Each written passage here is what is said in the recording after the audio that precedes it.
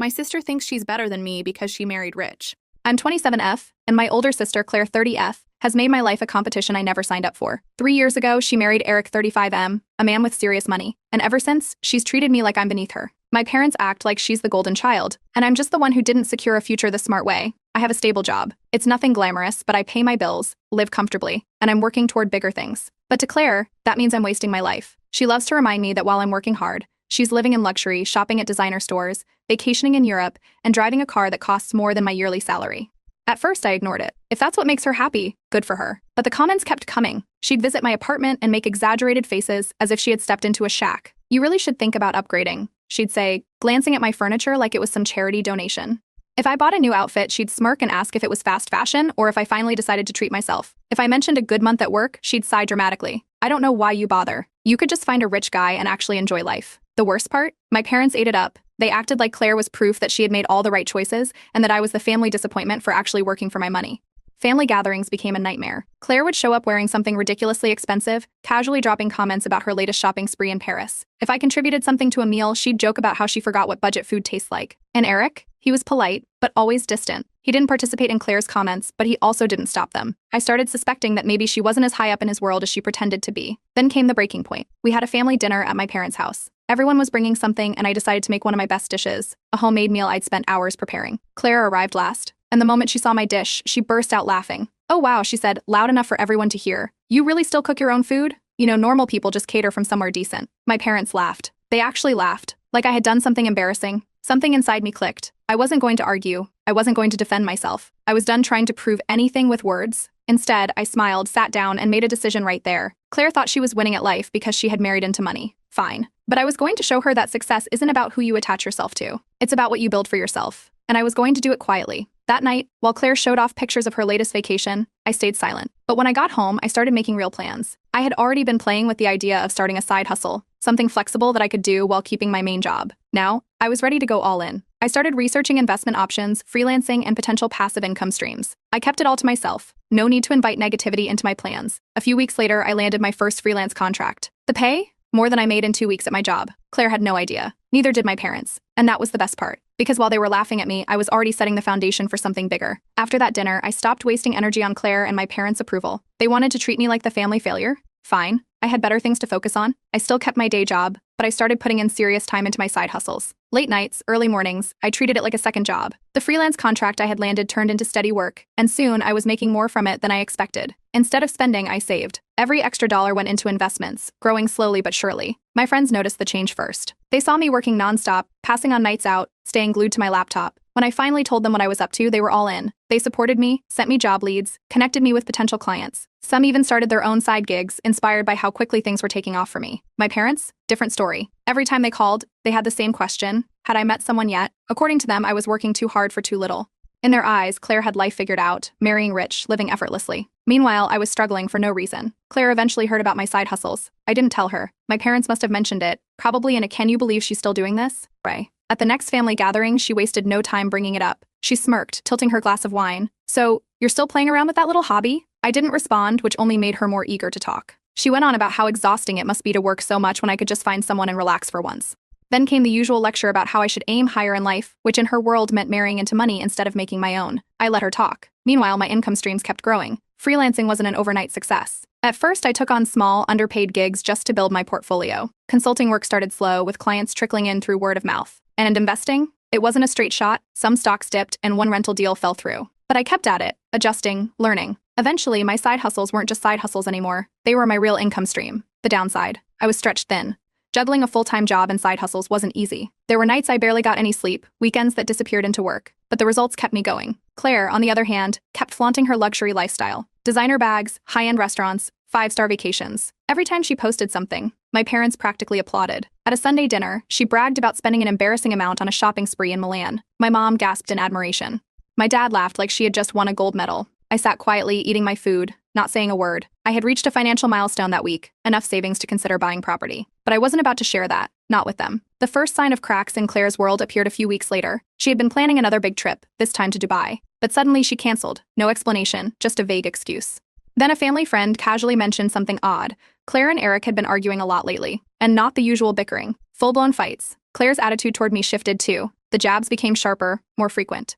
If I wore something nice, she'd scoff that it was affordable luxury. If I drove somewhere instead of taking an Uber, she'd sigh like I was hopeless. One day, while scrolling online, I saw something interesting. Eric had posted photos from a business trip. Claire wasn't in them. She always tagged along on those trips. Something was definitely off. At another family event, the tension boiled over. Claire was in rare form that night, taking digs at me every chance she got. She called me cheap for not upgrading my apartment, joked that I'd never live like her at this rate. I set down my drink and finally spoke up. It's funny how obsessed you are with my finances when I actually have control over them. The room went silent. Eric, who had been quiet all evening, suddenly let out a short laugh. Then, still looking at his drink, he muttered, "Nothing wrong with financial independence." Claire's face went stiff. She quickly changed the subject, but the mood had shifted. For the rest of the night, she was quieter, tenser, and I couldn't help but notice Eric never stood beside her when she spoke. A week later, that same family friend dropped another hint. Claire's marriage? Not as perfect as she made it seem? I finally did it. After months of grinding, saving, and working every spare moment, I bought my first rental property. It wasn't a mansion, just a modest apartment in a decent neighborhood, but it was mine. No co-signers, no handouts, just my own hard work paying off. I kept it quiet. No announcements, no Instagram posts. I wasn't doing this for validation. But small changes started happening and people noticed. I upgraded a few things, nothing flashy, just subtle improvements. A better laptop, a slightly newer car, treating friends to dinner without checking my bank account first. It didn't take long before Claire caught on. At the next family dinner, her eyes immediately scanned me. She always did that, sizing me up like I was some kind of personal project. Her first jab came quick. She commented on my budget watch, even though she'd never cared about my accessories before. Then she moved on to my car, scoffing that it was basic compared to Eric's. I didn't argue. Didn't react. That only made her double down. Meanwhile, Eric was different. He wasn't playing along like he used to. In fact, he barely acknowledged Claire's comments at all. If anything, he seemed irritated. Then came the real shift, my parents. At first, my parents still fawned over Claire, but cracks started forming. When she made a backhanded comment about my car, my dad hesitated before laughing along. And when I casually mentioned a recent business success, my mom's eyes flickered with something. Was it curiosity? Maybe, just maybe, they were beginning to realize I wasn't the failure they had painted me to be. My mom, usually the first to brush me off, actually asked about my work. Claire's smile didn't quite reach her eyes. A few weeks later, the cracks in her perfect life became impossible to ignore. It started with something small, Claire casually mentioning that Eric had been annoying about money lately. She tried to laugh it off, but there was an edge to it. Then came the canceled trips. First, it was Dubai, then Paris. Trips that Claire would usually flaunt all over social media just weren't happening. Instead, she was around more, hanging out at our parents' house more. And for someone who supposedly had an endless flow of wealth, she sure seemed fixated on what I was doing. One night, I took a weekend trip to a nice hotel. Nothing extravagant, just a little getaway for myself. I didn't post about it, but when my mom casually mentioned it in passing, Claire's reaction was instant. She wanted details. Where I stayed, how much I paid, what I did. Then, almost immediately, she started talking about some luxury resort she and Eric were planning to visit soon. But she never went. The next time I saw Eric, he looked different, more tired, less interested in entertaining Claire's usual antics. And when she made yet another comment about how I'd never live like her, he actually raised an eyebrow. I mean, at least she's got her own money. Claire's head snapped toward him so fast, I thought she'd get whiplash. I let the moment pass, but I filed it away. Eric was changing, and not in a way that worked in Claire's favor. Then came the breaking point. Another family gathering. Everything was normal at first. Claire, as usual, was dressed to impress, talking about designer brands and making subtle digs at my simple lifestyle. Then out of nowhere, she snapped. She turned to me and accused me of being obsessed with competing with her. Said I was trying too hard to prove something, as if my entire existence revolved around making her look bad. I just looked at her and asked one question. If your life is perfect, why does my success bother you so much? Silence. Claire's jaw tightened. My parents shifted uncomfortably, but the real surprise came from Eric. Completely unfazed, he took a sip of his drink, and without looking up, dropped a casual bombshell. Eric had been quiet all evening, but when Claire bragged about her latest purchase, he tensed. You know, Claire, you burn through money like it's nothing, he muttered, shaking his head. Maybe it's time I stopped financing your little shopping addiction. Claire's smile stiffened, but she waved him off. A week later, the credit cards were gone. The room froze. Claire's face went pale. My parents looked at her, then at Eric, then back at her. For the first time in years, they weren't defending her. She stormed out after that. No dramatic speeches, no clever comebacks, just pure humiliation. And for the first time ever, I didn't feel like the family failure. I felt like the one who had won. After that night, word spread fast. Claire, the untouchable, the golden child, the one who married well, wasn't as financially secure as everyone thought. At first, it was just whispers. A canceled trip here, a sudden budget-friendly restaurant choice there. The same family members who used to envy her now asked quiet questions. Then came the confirmation. I ran into Eric at a business networking event. We had never really spoken one-on-one before, but this time he approached me. After some small talk, he casually mentioned that he had to cut Claire off financially. No more unlimited shopping sprees, no more extravagant vacations, no more throwing money at luxury just because she could. She had burned through an absurd amount of money, recklessly, carelessly, without a second thought. He finally put a stop to it. My parents refused to acknowledge what was happening. Every time someone brought up Claire, they insisted she was fine, that marriages go through ups and downs, and that Claire and Eric are just figuring things out. But their concern was obvious. The nervous glances, the way they changed the subject when her name came up. They were worried. Claire, on the other hand, refused to let her image crack. She still wore designer outfits, still talked about expensive plans, but the details weren't adding up. The trips never happened. The new purchases weren't really new. Her stories became more exaggerated, as if saying it out loud would make it real. Meanwhile, my investments were growing. With my rental property making steady income, I expanded my freelancing, made smarter financial moves, and started planning for something I never thought possible: early retirement. Claire must have noticed. Out of nowhere, she started being nice to me. Not just regular nice, overly nice, complimenting my hard work, asking vague questions about my money strategies. At first, I assumed it was part of her usual mind games. Then she got specific. She started bringing up how family helps each other and how sometimes people just need a little support to get back on track. I let her talk. Then, after one particularly forced conversation, she finally got to the point. She needed money. She phrased it carefully, not as a loan but as help. Something small, just to tide her over, just until things settled down. I told her no. She didn't take it well. First, she laughed like I was joking. Then when she realized I wasn't, her whole demeanor shifted. She scoffed, rolled her eyes, said something about family loyalty. I didn't argue. I didn't explain. I just told her the truth. Financial responsibility is a choice. A week later, rumors started circulating. Claire and Eric were separating. At first, it was hard to believe. For years, Claire had built her entire personality around her perfect marriage, but the signs had been there all along. Eric had been pulling away. He stopped playing along with her games. He stopped indulging her. He stopped being part of the show.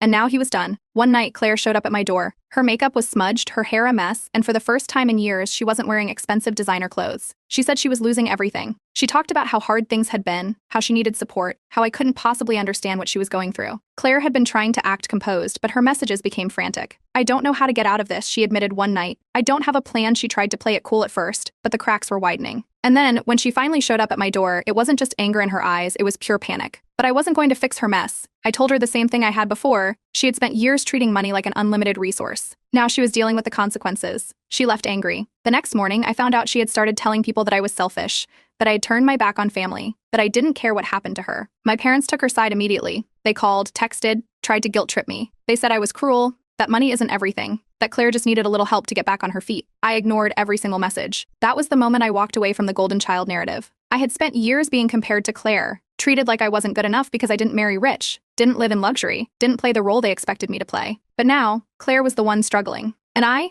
was free. Claire finally hit the point she never thought possible, rock bottom. The divorce was official. Eric was done, and without him, everything collapsed. Claire's downfall wasn't immediate, but the signs were there.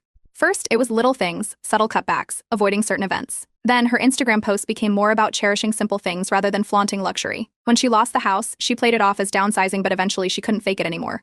The apartment was gone. The car, repossessed. And there was no backup plan. The expensive car, repossessed. The credit cards, canceled. She had no savings, no assets, nothing to fall back on. Instead of taking responsibility, she played the victim. My parents, of course, welcomed her back with open arms. Instead of telling her to get a job, they coddled her. They let her move back into her old bedroom, acting like this was some temporary setback instead of the natural consequence of her choices. Meanwhile, my life kept moving forward. I upgraded my apartment, not anything extravagant, just something better suited to my growing financial success. I continued investing, and for the first time, I started mentoring others on financial literacy, helping people avoid the exact mistakes Claire had made. That's when Claire suddenly changed. She started acting humble, pretending to be grateful for a fresh start. She talked about learning from her mistakes, about rebuilding her life from the ground up. At first, it seemed like maybe she had finally grown up. But the act didn't last long. She started hinting at needing a little help. At first, it was small things, comments about how difficult it was adjusting to a normal life again, how she just needed some time. Then it escalated. She brought up the idea of staying with me for a while, just until she got back on her feet.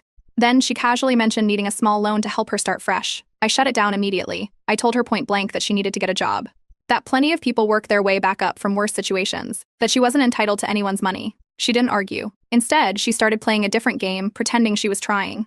She talked about how she was applying for jobs, how she was really making an effort, except no interviews ever happened. No follow-ups, no actual work. My parents ate it up. They kept pressuring me, calling me cold, saying family helps family. They insisted Claire just needed one break, that I should give her a chance. I didn't budge. Then, the final betrayal. Claire had started dropping hints. You must be doing really well with all those investments, she said one day, eyeing my laptop screen. Another time, she laughed nervously and joked, if only I had your credit score. I thought nothing of it, until a month later, when my bank called about a suspicious loan application in my name. Claire had stolen my identity. She had used my personal information to take out a loan, assuming I wouldn't notice. I immediately confronted her. At first, she denied everything. Then, when she realized I had proof, she tried to justify it, talking about how desperate she was, how I had so much and she had nothing. I didn't waste time arguing. I filed the fraud report. Claire was officially forced to deal with the legal consequences. My parents were furious, but not at her. They called me heartless. They screamed about how I had ruined her life over a mistake. They acted like I was the villain for protecting myself. That was it for me. I cut them all off. No more messages. No more visits. No more being the family scapegoat. Claire had spent years looking down on me. Now she was the one struggling, and for the first time in my life, I was free. Claire avoided jail time, but the damage was done. She was forced into a repayment plan. Her credit was destroyed, and she couldn't take out a loan for anything. No luxury apartments, no designer splurges, not even a basic car lease. She went from flaunting unlimited wealth to scraping by, and for someone who had spent her whole life looking down on normal people, it was a harsh reality check. But instead of taking responsibility, she did what she always did, blamed everyone else. First, it was Eric's fault for cutting her off. Then it was my fault for refusing to help family. Then, when that story didn't get her the sympathy she wanted, she turned on our parents, accusing them of failing her when she needed them most. Meanwhile, my parents were busy with their own damage control. They tried to spin the narrative to make me look like the villain, the heartless sibling who turned his back on family, the one who punished Claire instead of showing compassion. But it didn't work. Extended family and mutual friends weren't blind. They had seen Claire's behavior for years. They saw how she had treated me, how she had burned through Eric's money, how she had never lifted a finger to help herself. The more my parents tried to make me the bad guy, the more people sided with me. And without their toxicity dragging me down, my life only got better. I focused entirely on my goals, expanding my investments and growing my portfolio. I worked harder, smarter. And then it happened, the milestone I never expected to hit so soon. A major investment deal came through, and with it, I officially hit millionaire status. It wasn't about the number itself.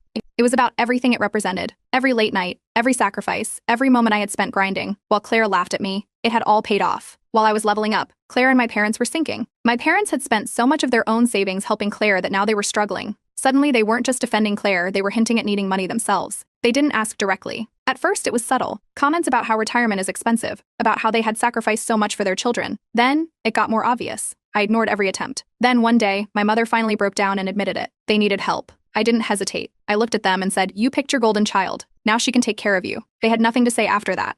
Claire made one last attempt to claw her way back into my life. She reached out, claiming she had changed, that she just wanted to make things right, that she finally understood everything now and hoped we could move forward as a family. I ignored the message. Then, a week later, I found out the truth. She was still bad-mouthing me, still playing the victim, still trying to get sympathy from whoever would listen.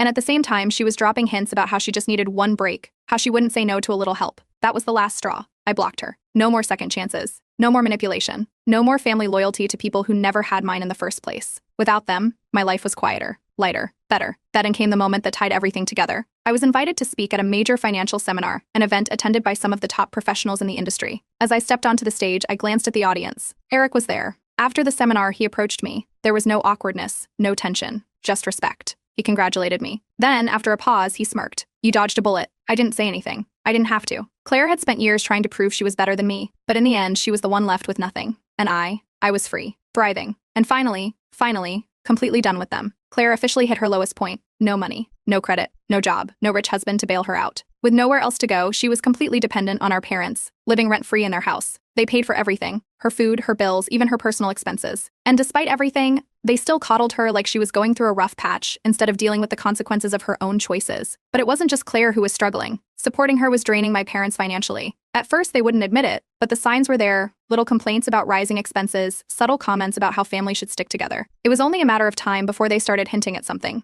Meanwhile, Claire wasn't job hunting. She claimed she was looking for work, but all she ever did was bounce from one get-rich-quick scheme to another. First, it was an MLM, something about overpriced skincare products. She spammed old friends and acquaintances, pitching it as a business opportunity, acting like she was about to make 6 figures from home. That failed. Then, it was some investment scheme she found online, promising passive income with minimal effort. She sank what little money she had left into it. That failed, too. Next, she resorted to online sob stories.